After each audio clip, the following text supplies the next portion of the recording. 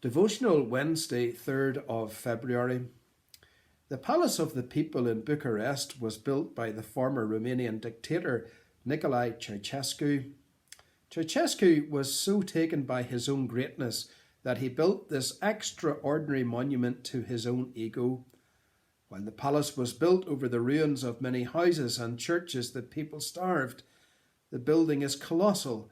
There are over 1,000 halls, a subterranean nuclear bunker, an underground car park that could accommodate Buckingham Palace. Rooms are decorated in gold leaf and marble, and there are 4,500 chandeliers, all of it constructed to Ceausescu's exacting standards. Humanly, we are often more impressed by style rather than substance. Such was the case with the church at Corinth, who were impressed only if the preacher was up to the mark, if he spoke the right way, if he had the credentials. In short, if he came up to the standards of the world. They judged things from a worldly point of view. They wanted the best speakers, and they were willing to pay for it regardless of what message they were preaching. And too often in our generation, churches go for style over substance. If it looks good, must be good. If the presentation is slick, must be right. This is a lesson the church needs to learn today. When we look for leaders, we often seek those who possess certain characteristics that we will think spell success and ability.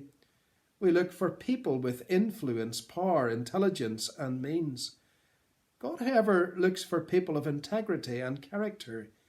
He wants people who are faithful and holy. What a contrast. God is not nearly as impressed with people's achievements as we are. He is not concerned about the beauty of our outward man. He is caught up in the condition of the heart.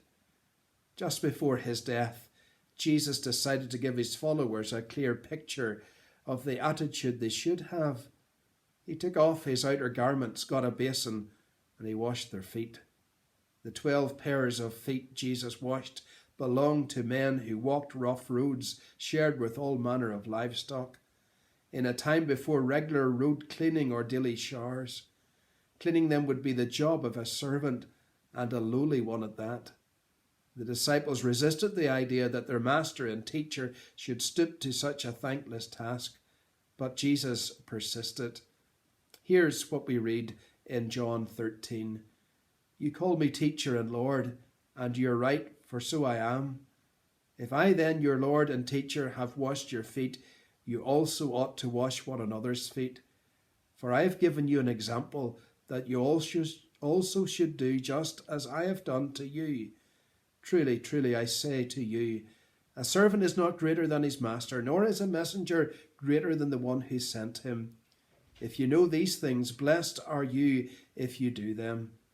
If Jesus humbled himself in this way, and even further in his death, then we also should be humble in all we do for him and for others.